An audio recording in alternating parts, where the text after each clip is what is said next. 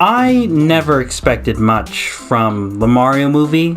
From day one, I was always someone who knew that no matter what was revealed about the movie, no matter who was involved, and no matter what the story or the characters or music or animation, nothing was going to change the fact that the movie was going to end up incredibly safe and mediocre and predictable. And of course, I was right. That was exactly the case. The Mario movie is exactly what you're expecting it to be. There's no surprises, no specialness to be seen. But you know what? Part of what we all expected was the movie to be fun. And, like I said, it's exactly as we all expected. The Mario movie is not good, but the Mario movie is fun. And that in itself is an incredible accomplishment. Look, there was nothing going for this movie ever. There was no specialness that was ever going to be seen from the Mario movie. It was being made by Illumination. Nintendo was involved in the back burner. It has celebrity voice cast. It had kind of the same, come see this special event, but Mario movie is finally being made flair. This is not a movie. It's an event. It's a spectacle. It's just meant to entertain more than anything. And that's all it ever needed to be. It's almost like people heard that there was going to be some talented members of the crew working on the film, and they thought to themselves, this movie's going to be awesome. It's going to be great. But, the film studio behind it was still Illumination, who are the poster studio for mediocrity, bland, safe, nothing movies. And Nintendo being involved was never going to make this movie good. Nintendo is a video game company.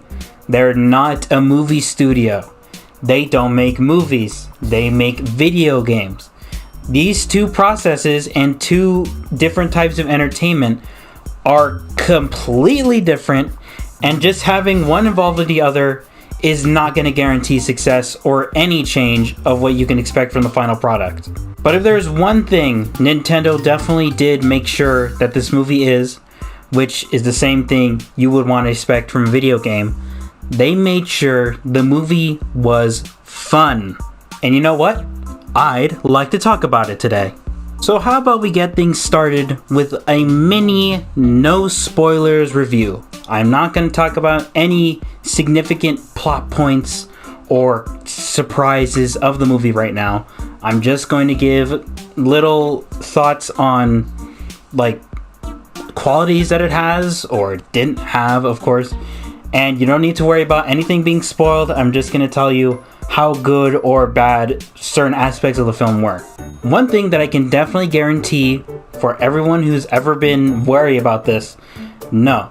Despite how this is made by Illumination, it is not a Secret Life of Pets. It is not a whatever else they made, Hop, Minions. It is none of those. It is its own thing. But definitely what I can say is you're going to get little hints of that when you're watching the movie. There's going to be parts of this movie where you see an image. You recognize an Illumination thing. You see it. You feel it in your bones and it makes you shiver. I can tell you that for certain. There was things that I saw in this movie where when the moment passes by, I see something and I'm like, that's Illumination. And then my heart starts thumping. I start sweating. My body starts quaking and I'm like, oh no, is this... No, don't do this to me. Don't do this to me, Illumination. But thankfully, it is patched out. There's not going to be annoying, there's no James Corden. There's no predictable, safe, love story or stupid humor. None of that happens in the way that you'd expect from an Illumination film of the past. If anything, the Mario movie feels like a mid-tier DreamWorks film. And trust me when I say that after Despicable Me, that is high praise for Illumination. Like I said before, it's fun, but there are some aspects that could have been improved on, could have been dialed down, or should have just needed some changes. Alright, let's get into the meat of it all. The story was, well, it's exactly as you'd expect from the trailers. It's just, the Mario Brothers are sent to the Mushroom Kingdom, and they get separated, just like in the trailer. And honestly, now that I think about it, the trailers kind of give away the entire movie. You could piece together what the story is if you just paid attention to what's going on in the trailers. I'm not going to say what the story is because we're still in the no spoiler portion, but you're not going to be surprised thinking to yourself, oh, this is not where I expected this movie to go. No, this movie is going exactly where you're expecting. And despite how it's bland, it's not really here to make a good story. It's just here to use a story as a means of keeping the movie going. And believe me when I say they really, really want to keep this movie going, because there is a huge pacing issue with the film. It feels like once a scene starts, it ends, and it's like it does that throughout the entire movie. Every scene feels like it lasts 2 minutes, if that, and then you keep going and going. Next plot point, next establishing thing. It's like it goes at a breakneck speed from beginning to end, which can be an issue, but I'm also surprised by the fact that there is pacing issues at all, because the movie at the same time is short. It runs at just 90 minutes, around that. And the entire time when it keeps going, you're thinking to yourself, wow, they're really going at it. Just a lot of plot points discovered, some surprises, I guess. It's more like what I consider a surprise for the Mario movie is just a reference to something, because that's really what the potatoes of this meat and potatoes is. What you're gonna go in to see for the most part is pandering to Nintendo fans. There is a lot of Nintendo references that are going to make people do the meme, the pointing at the screen meme, like, oh, I know that thing, that is cool thing. And then it's like, that is mostly what this movie is. I ain't knocking it. It's gonna make people happy, and you know what? That's all a movie needs to do. Make people happy. Leave the theater satisfied with what you paid to see, and you know what? That's the movie doing its job, and that's great. Alright, and let's go over these next points real fast in the non-spoiler portion, because there's a lot more to say within the spoiler portion. So characters, they're fine. There's not really any bad characters, but none of the characters are particularly special either. Probably the best character in the movie has to be Bowser. He steals the show. The moment he shows up on screen every single time, I'm pretty sure the audience was always just like, yes, Bowser's back. Oh my goodness, this movie's about to be great. Like, Bowser carries the movie 100%. Jack Black was great casting choice. He really made the character his own.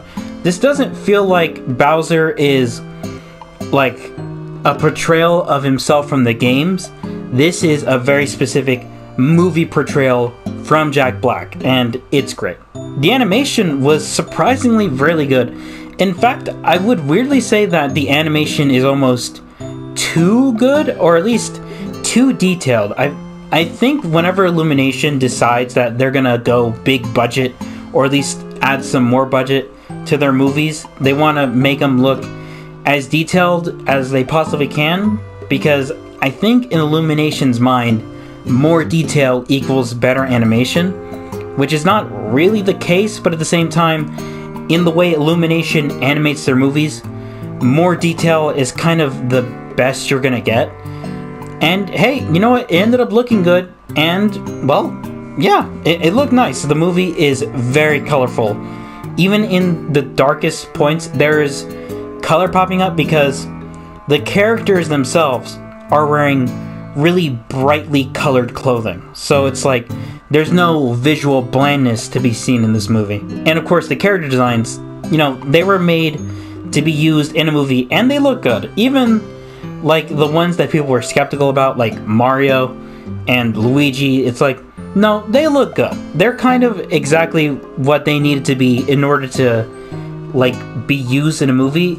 It's like I said before, what they did is that they just added a lot of detail to pre-established designs with slight tweaks to make it more expressive and so that they can be used as animated cartoon characters, and they looked good.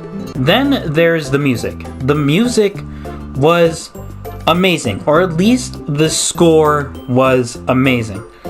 There is some licensed songs that show up in the movie a few times, which was a big surprise to me. I was thinking to myself, whenever these songs showed up in the movie that weren't, part of the score, they're just like 80s songs.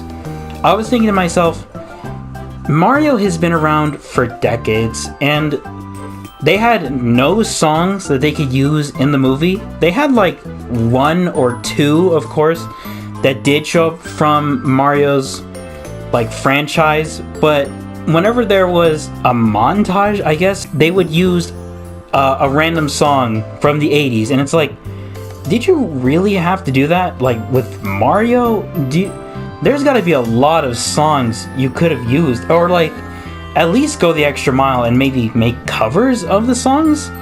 I was very surprised by the choice of just ripping a song and putting it in the soundtrack, and it's like, I mean, I get why you're doing that. It's part of the, just get a popular song and put it on the soundtrack so we can sell it. But it's like, there is so much you could have picked from, even from Mario. And it's like, well, I'll get to more of what I was thinking about when it comes to the spoiler review for the songs. But yeah, the score was excellent. It was very nice to hear a bunch of Mario tracks from the past. But the song choices were iffy to me. Alright, and now I think it's time we get to the spoiler portion of the video. If you just want to skip ahead to the score and my final thoughts of the movie, go to the time plastered on the screen, and well, we'll see you in a bit. You got that? Okay, anybody who doesn't want spoilers of the Mario movie is gone? Okay, just making sure, because spoilers start in 3, 2, 1. There was definitely a lot of Mario references in the movie, and a lot of Nintendo references. If you want to know what I found the most recognizable, even though I kind of forgot about it when it happened in the movie, Luigi's ringtone was the GameCube startup sound. When his phone rings, it's the GameCube sound. And when I was in the theater, I didn't really pick up on that. I recognized the tune, and I was thinking to myself, I know what that is. And I know what that is because hearing the sound made my brain associate it with good times. It was only until I got home that I realized, oh, it was the GameCube sound. Oh, okay. And then I realized I fell into the sort of psychological trap that the movie was going for. If you fill this movie with a lot of references to things of the past that are Nintendo and Mario related, people are going to go crazy. They're going to just there's going to be tons of videos, everything you missed in the Mario movie, every reference is in the Mario movie. And it's like, that's part of what Nintendo offered to Illumination. That was definitely most of their influence. Because otherwise, I'm not really sure what Nintendo did to make this movie better. Like I said, people kind of assumed, oh, Nintendo's involved with the Mario movie. They're not going to let Illumination do their usual mediocre thing. But again, Nintendo's not a movie company. They're a video game company. The most they were going to do was give the resources to add a bunch of Nintendo references in the movie to make fans happy. And of course, it did make a lot of people happy. And in most theaters, especially in the starting weeks of the Mario movie being in theaters, it's gonna have a lot of people in the audience. And if you're in a full theater when you go see this movie, there's going to be a lot of people going like, oh, I know that thing, or like, oh, it's that. They're gonna be a lot of gasps, a lot of happy squeals, like, oh, I know that thing. And there a lot of pointing, a lot of, the Leonardo DiCaprio meme, just the pointing, like, I know that. And it makes people happy. And hey, that doesn't make a good movie, but it makes people happy, and that's great. Alright, so now I really want to bring up the music score of the movie. The music was really good. The score is basically just a bunch of old classic Mario themes, epic orchestral version, basically. And hey, they're really good. Mario music is really good and iconic, and it's like every time there's like a 2-second like clip of music played in this movie, it's definitely a reference to something. It's a reference to something Nintendo or Mario related. I can tell that because it feels like every time there was a music cue, just like a couple notes played, people gasped in the audience, because my theater was full. I should mention that. My theater was full when I went to see this movie, and a lot of us had the popcorn bucket question block. The audience was full of Mario fans, of course. And I say it's full of Mario fans. Who isn't a Mario fan? Everybody loves Mario. But anyway, when it comes to the songs, the best song in the movie was Peaches, Bowser's song about Princess Peach. I feel like I have never heard a unanimous everybody started laughing in the theater at that moment in a movie. It was just so ridiculous. Nobody expected it to happen. It was amazing. And it was improv by Jack Black, which is just another reason Jack Black was a huge W for the Mario movie. Casting him as Bowser was actually kind of perfect. He did a great job portraying Bowser. And I'm probably going to say that a lot. I loved Jack Black as Bowser. Bowser was the best character in the movie. And you know what? That makes me even happier because Bowser's actually my favorite Mario character and also my main in Mario Kart. So there's a surprise you didn't expect. But now when it comes to the other songs, they played Mr. Blue Sky, Take On Me, and something else, a bunch of 80s songs. It really just didn't work for the movie. If they were going to have 80 songs in the movie, why didn't they have, covers of them? Maybe like Mario-fy them for the movie if you're going to have classic songs. Like that would have been pretty cool. Like imagine a Mario-fied Take On Me with, I guess, Mario type lyrics in there, sort of sound effects used in the music. Like it could have been cool. And I was like thinking to myself, wow, they could have just used covers in this movie and I wouldn't have minded it. Like honestly, the use of licensed music is not what bothered me. What bothered me was the fact that there was no change to the licensed music when there could have been so much change to it. And when I'm left thinking that while I'm watching the movie, it's kind of like, oh, okay, well that's definitely a negative for the movie. I shouldn't be thinking that right now. Alright, the characters. So of course, in the Mario movie, the characters are pretty one-note, one-dimensional, nothing special to them. They're literally video game characters in a movie. Mario is a down-on-his-luck guy. He's feeling small. There's a lot of mentions of him being, short compared to everyone else. He's a shrimp, I think. Even his family said so. Like, there was, I think his dad and his cousin called him a shrimp, which was actually, it was just interesting to see the Mario Brothers' parents and family. Have we ever seen that before? I think we have. I couldn't really remember. I was thinking to myself, wow, we're seeing the Mario family. And it's like, oh, that's cool. Their mom's supportive, of course. But as the movie went on, Mario got, confident in who he is. He knew that he is a hero. He never gives up. That's part of the character journey. He realizes, like, you're right. I never give up. And then, of course, he stands up, he defeats Bowser. This is a triumphant moment, blah, blah, blah. Luigi is the cowardly younger brother of Mario, but then there's not much character arc to him. He gets imprisoned by Bowser, and he's just sort of gone for most of the movie until we cut back to him sometimes. But there is no change to Luigi throughout the movie, except for the very end, where he finally is able to help out Mario because he's free. And then, he lets Mario know nothing can hurt us as long as we're together, which is very sweet, although there wasn't really much build up to that. All we really got to see was Luigi seeing a bit of Mario fighting Bowser, and I guess that was enough to inspire him. It wasn't really like something that the movie was trying to say, like, oh, wait for the moment it happens. It's just more like a, oh, well, that happened, okay. Princess Peach. Okay, Princess Peach, I liked her character in the movie, but I didn't like her character because she had a character. I liked her because she was fun. The thing is with Princess Peach is that there isn't much of a character to her. The movie very clearly establishes the fact that she has no issues, and it's like, okay, I mean, that's cool for a video game, actually, because that's kind of how she is in the video game.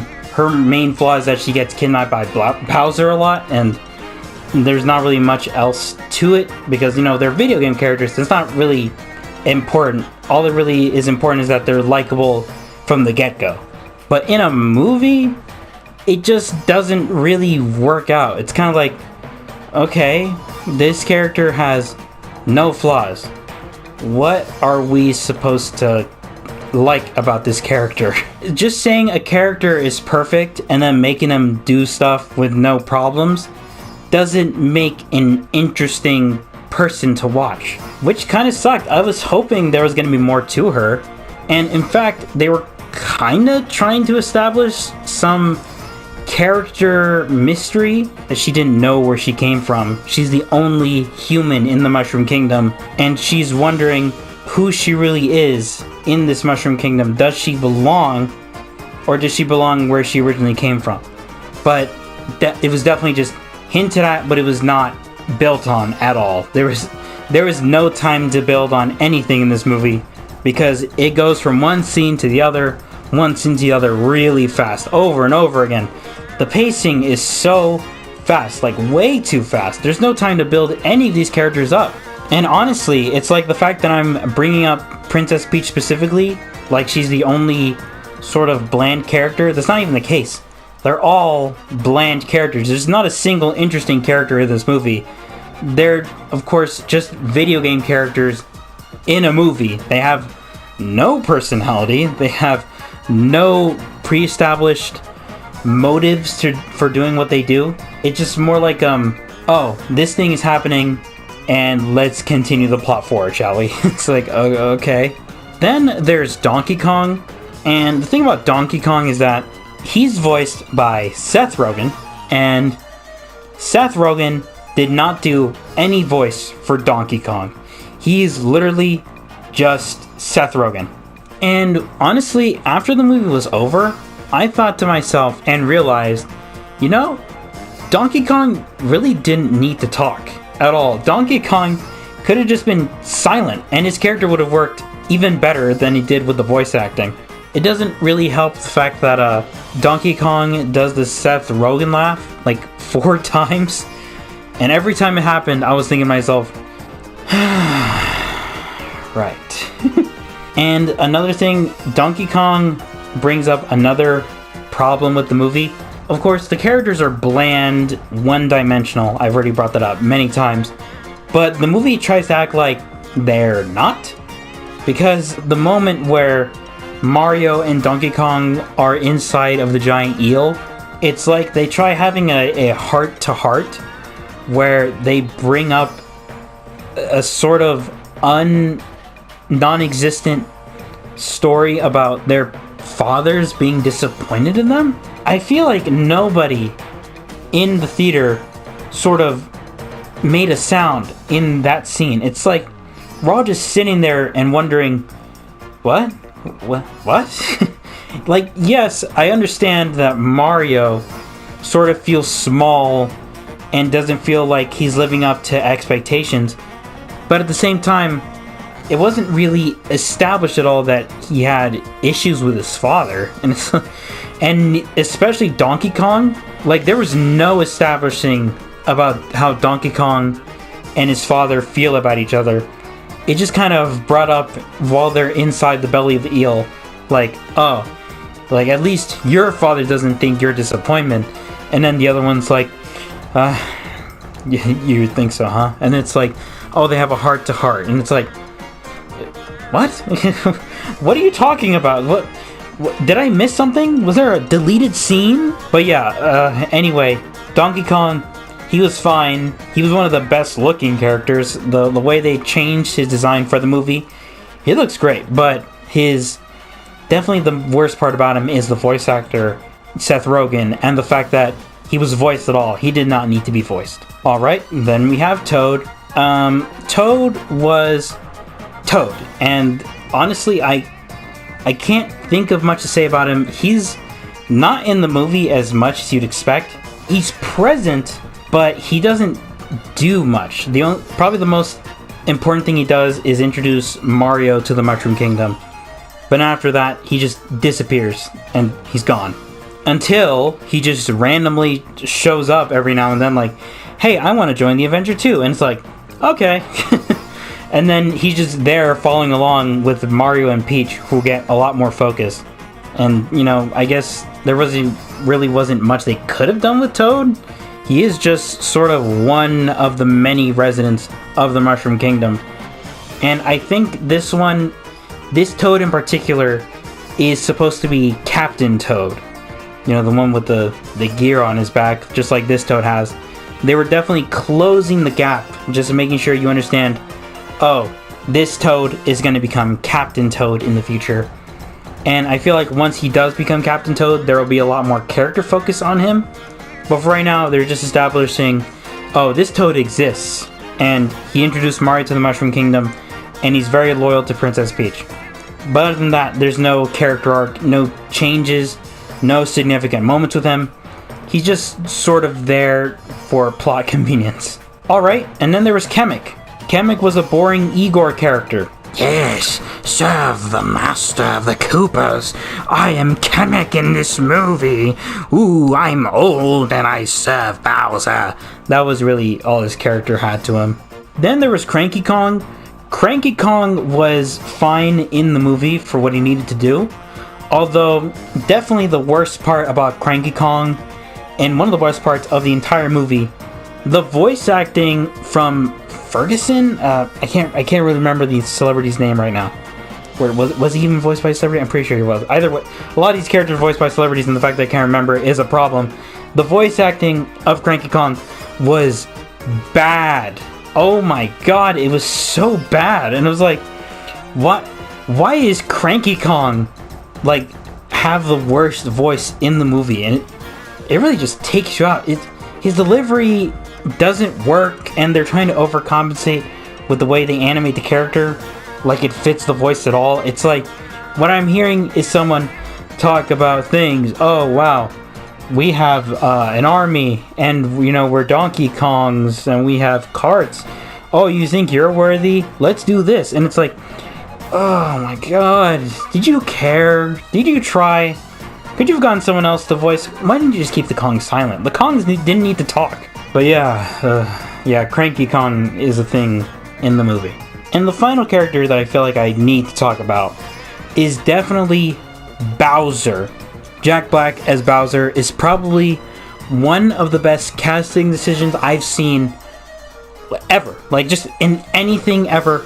I feel like Jack Black made Bowser his own, and it paid off so well in this movie. When you watch a movie, and then sometimes there'll be a character or a plot or just a setting where you get to in that movie, and you think to yourself, oh, these are the best parts, right? Bowser was that for the Mario movie. I feel like every single time a Bowser scene showed up, everyone in the audience gets excited. Yes, more Bowser, friggin' amazing, it's time for awesomeness. And it's like, and it paid off every time. Every time Bowser was an amazing character to just watch and be entertained by. He is hilarious, just like Jack Black. Of course, he is actually more interesting than any other character in the movie. Bowser makes his motivation clear. He wants to marry Princess Peach. Everything he's doing in the film is for the sake of marrying Princess Peach, because he's a huge simp for Princess Peach. And then it's it's established, and they use that for comedy, for character motivation, for understanding the point of this like monster in the plot and how everyone sees him. And it's like everyone is fearing him because he's someone who destroys kingdoms. Like, fear Bowser. He owns the Darklands. Whenever he goes to a kingdom, he destroys it. And it's like when you just understand his motivation of what everything he's doing, it's so funny. And definitely the best scene in the movie, without a doubt, Peaches. Peaches was amazing, and it's like I can't get enough of it. Can you hear how much I'm just like spasming? Like, I'm just like, how do I even explain? This is not something you just explain. It is something you witness. Bowser in himself is an event that needs to be seen to be believed, and he's also intimidating. Surprisingly, Bowser actually becomes intimidating by the end of the film when things are finally taking a turning point for the good guys. Bowser gets angry and he finally decides to show his fury, and he's scary. He's actually a little bit scary. Probably not as scary as some of his minions though, like the Luigi scene with the dry bones chasing him. That was actually kind of tense because there's so many of them. Like, so many dry bones chasing down the one plumber. And it's like they actually get very close to grabbing him and surrounding him. It's like, oh my god, this is a little bit claustrophobic. All these bones like closing in on Luigi. But again, either way, Bowser's the main point. Bowser was an amazing character. I'm so glad Jack Black was the one that they got to voice him. And he actually doesn't sound much like Jack Black. Sometimes he does, especially when he's singing the song Peaches. It's like you can hear Jack Black, and it's like it's a little bit distracting. But if they were going to do celebrity voice casting, Jack Black for Bowser was the best choice they could have picked. And I'm very happy with the way he turned out. So thankful that Bowser's good in this movie. Now, any extra little tidbits I'm just going to mention right here, right now. Bowser's minions were actually pretty fun when everybody showed up. There was some focus on some particular like Bowser followers. Like, there was the carts of Koopas in the Rainbow Road, and then you had the Shy Guys who took Luigi to Bowser. Then you have Kamek, but Kamek's just like an Igor character. There's not much to say about him. Then you have the like Piranha Plants, Chain Chomps, Goombas, Dry Bones, and it's just like there's a huge army of bad guys here. And the entire time I was wondering to myself, how are they gonna deal with every single like bad guy in this movie? Because Bowser is a threat on his own. He took down an entire kingdom by himself. But the thing is, how are the Mario brothers gonna take down all the bad guys? And then by the end of the movie, it's well, it gets as goofy as it possibly can. I'm like, oh, that's how they're gonna take down all the bad guys. And you know what? It was fun. Definitely the last scene was a huge payoff for everything the movie is building up to. How are we gonna end this thing with a bang? And then they definitely ended it with a bang. And it's with the invincibility star, Mario and Luigi teaming up together, the Mario brothers united once again for the big final showdown. And it's a lot of fun. Like, the animation goes crazy. Just like things going all over the place. We get to see like them defeating the bad guys one by one, all the little minions getting like boom, boom, boom, Mario boom, boom, boom. And then of course they had a little bit earlier in the movie, they had a small like an action scene of Mario and Donkey Kong taking on a bunch of the bad guys, and it's a lot of fun.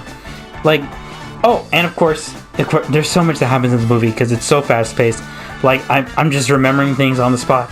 There's also, of course, in the wedding scene of Bowser and Princess Peach, you could see King Boo and King Bob-omb and a lot of characters there, and I was like, oh, that's really cool. And although I will say, one of the random criticisms that I did not expect to have with this movie, King Boo looked weird. He did not look good. And it's like, I was kind of surprised about it. I was like, the boos are such simple designs.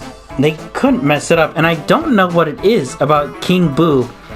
He looked weird. He looked off. It might have been extra detail, but at the same time, what detail do you add to a ghost? They're incredibly simple looking, but at least King Bob-omb looked amazing. Seeing him in a fully rendered, like, animated movie, that was awesome. And then, of course, he gets ignited, and he starts freaking out. I'm like, oh my god, this is so good. I'm like, I'm happy right now. And I'm thinking to myself while I'm watching the movie, like, you know what? This movie, it's not good. It's a little bit bland, but you know what? It is fun. And I can tell that it's going to make a lot of people happy. It's going to disappoint a lot of people, but it's, at the end of the day, it was a movie made just with the idea of pleasing Mario and Nintendo fans alike. And it was just a lot of fun all around. Alright, now for my final thoughts on the Super Mario Bros. Movie. It is not a good movie. There is a lot of problems that hold this movie back, and like a lot of issues that it almost feels surprising that they just exist and nobody during the production was like, hey, this is actually, not good. We should probably fix this. A lot of mediocre mistakes, but at the same time, that is the Illumination thing. They played safe. They're crowd pleasers. They don't challenge you or any audience in the world. They just want to make something that makes them a lot of money and leaves a lot of people feeling to themselves, yeah, that was fine, and then they never think about it again. All that matters is that they paid for the movie ticket and things are done. But for all the problems that the Mario movie had, it is still a fun time. There is no denying that the Mario movie is fun, and that's all it really wanted to be. Should it have been better? Yes. There is never really an excuse for a movie being bad, or at least, there's no excuse for a movie being mediocre, not challenging, having no creative vision whatsoever. Every piece of content that exists needs to have a purpose. And it doesn't matter that this movie was made here's the thing. The argument of, it's a kid's movie. What did you expect? No, that does not work in any context. Just because something is made for kids does not mean that it does not need to be good. Like, are you serious? No. Just because something is made for younger people in mind, it does not mean an excuse to not care about what you're making. But, of course, the Mario movie is not a case of that. The Mario movie is a case of playing it safe. Pleasing everyone who went to see it. It's not something that is lazy. But at the same time, it doesn't mean I'm going to excuse the fact that it's not great in a lot of places. There's so many issues, so many problems from day one, and then it's, they didn't bother to go back and fix it. But as much criticism as I have for this movie, it is still a fun time from start to finish. And that's really all they had to do with this one. To take risks with the first Mario movie, this movie is a big deal. It's going to make $1 billion in the box office easy. But of course, there is the idea of they want to make sure that everyone watches the movie and is at least satisfied with the experience. They don't feel like their time was wasted. And I think they did a great job with that. The Mario movie is not something that you're going to want to see multiple times. It is definitely a one and done kind of movie. You could probably see it a second time if you want to keep your eye on, looking for Easter eggs throughout the movie. But other than that, there's not really a reason to see it more than once. And that's fine. But of course, there are going to be people who are going to be disappointed with the movie, and that's fine too. There is a lot of people who are expecting this movie to be, good, some kind of magnum opus for Nintendo movies, or Illumination, in fact. But, the fact of the matter is, no. It is just a serviceable, fun movie. It is definitely not the best Illumination movie, as many people were expecting. Despicable Me still carries that title, but I will gladly say that the Super Mario Bros. Movie is now the second place for Illumination quality. It is the highest that any Illumination movie's ever gotten, And the fact that the Super Mario Brothers movie is in second place is not really saying a lot, but is still high praise for a studio that has churned out tons of nothingness for the past 10 years. And for the Super Mario Brothers movie being a fun time, providing a lot of joy for people around the world, and definitely something that is worth watching, whether you think you're interested or not. There is so much to see. It's like, this movie is just something that needs to be seen to be believed. It is crazy how this movie just exists. Mario is finally on the big screen, and it doesn't suck this time. It is definitely worth your time, worth your money. Go enjoy the spectacle. Go enjoy seeing so many people watch this movie and be happy about it. Like, Mario, a character who means so much to people around the world of all ages, is finally like in a movie that's, you know, fun. It's not good, but it is fun. And for being fun and being serviceable, I'm going to give this movie the grade B-, which basically means it is better than like a complete mediocrity, but it still has a lot of issues, and it's definitely more on the good side of a grade. And with all that being said, I hope you all enjoyed this video, and if you did, I hope you don't mind liking and subscribing. There was a lot I had to say about this movie, and in fact, I've been talking for a couple hours now, and I'm very, very sore-throated. But again, I hope you all have a wonderful day, and with all that being said, goodbye everyone.